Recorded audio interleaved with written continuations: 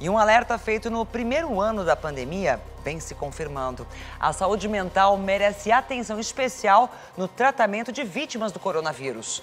Pesquisa do Instituto do Coração de São Paulo detectou a perda de atenção, dificuldade de compreensão e lapsos de memória em 80% dos pacientes, César. Ana, são as sequelas da chamada Covid longa, que se estende por mais de 2 semanas, não só afetando a capacidade cognitiva, como também dando origem a transtornos psiquiátricos como a depressão. Mas será que isso é reversível? Você vai descobrir agora, na reportagem da Elaine Cortes. Milhares de pessoas pelo mundo já tiraram as máscaras. O medo de ser infectado pelo vírus da Covid-19 não parece o mesmo. Mas os impactos da doença estão longe de terminar. A gente está falando de milhões de casos a mais de depressão, de ansiedade, de suicídio, consequentemente, de síndromes demenciais. O impacto que isso tem, tanto na vida pessoal, tanto na vida afetiva emocional, quanto na vida social. O alerta dos especialistas vem acompanhado de uma comprovação, a chamada Covid longa, quando os sintomas duram mais do que 2 semanas.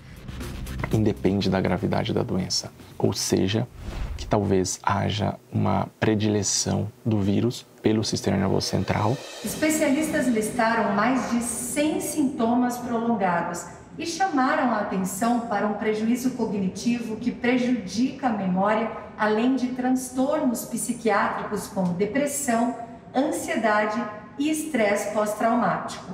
Um estudo feito pelo Instituto do Coração em São Paulo já identificou que cerca de 80% dos pesquisados apresentaram dificuldades de atenção e problemas de compreensão ou esquecimento após a Covid.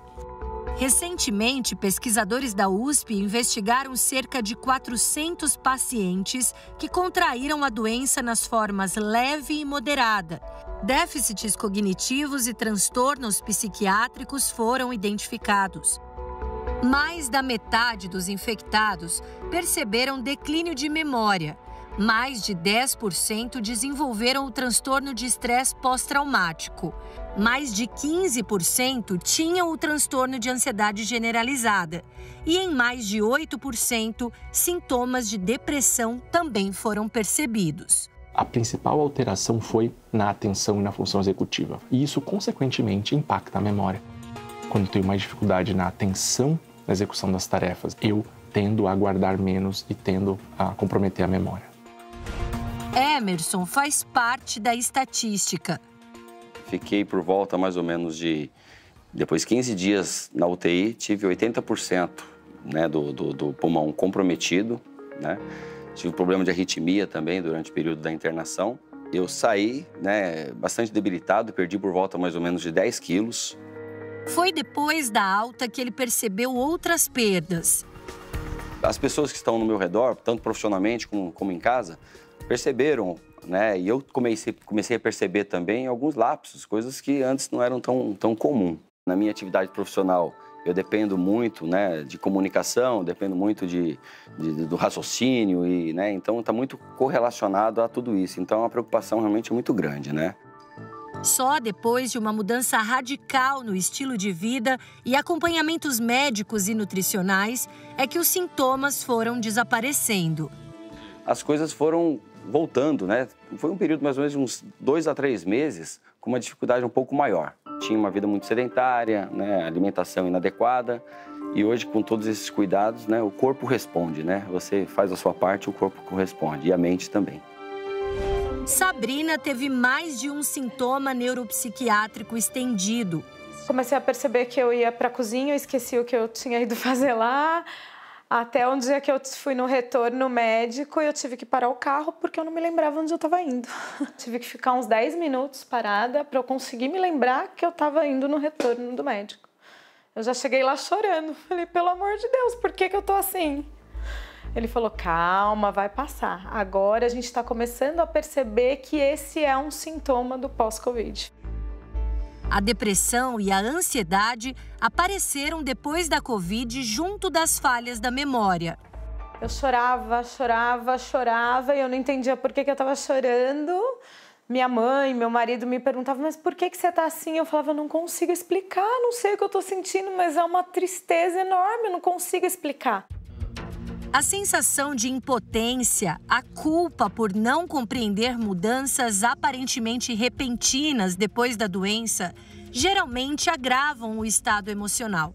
Eu achava que eu não tinha nem condições de cuidar dos meus filhos mais. Eu falava, meu Deus, não consigo fazer nada para eles, eu não consigo dar um remédio, eu não consigo saber se tomar um banho, eu não conseguia saber mais nada. No consultório dessa nutricionista, casos desse tipo aumentaram significativamente nos últimos tempos. Perda de memória, cansaço excessivo, dores musculares e até articular, ansiedade, ganho ou perda de peso, né? Mas os principais eram uma fadiga muito sobrenatural, o sistema imunológico também ficou abalado. Os especialistas ainda estudam por quanto tempo os sintomas podem durar. Alguns estudos indicam até 2 anos. Não se sabe ainda como diminuir esse tempo, mas já se sabe que a alimentação saudável, com suplementação de nutrientes acompanhada, associadas a uma prática esportiva, aceleram essa reabilitação. É um incêndio mesmo para o corpo. Então é por isso que as pessoas se desestabilizam muito também, tá? E não é algo que um antidepressivo vá sozinho resolver. Entre os pacientes, a nutricionista percebe uma melhora expressiva em cerca de 2 meses.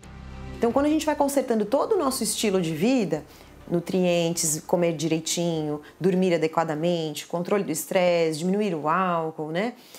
Todo esse sistema vai se revertendo, a gente vai diminuindo o processo inflamatório e aí esses sintomas todos vão desaparecendo. Se por um lado foi possível flexibilizar as regras, por outro, a orientação é rígida. É tempo de redobrar os cuidados com a saúde, já que os efeitos da pandemia devem perdurar. Nós vamos ver uma epidemia dos transtornos neuropsiquiátricos e das sequelas a longo prazo da Covid-19 e também da pandemia em si, de todo esse impacto econômico, social que nós estamos vendo e veremos ao longo dos próximos anos.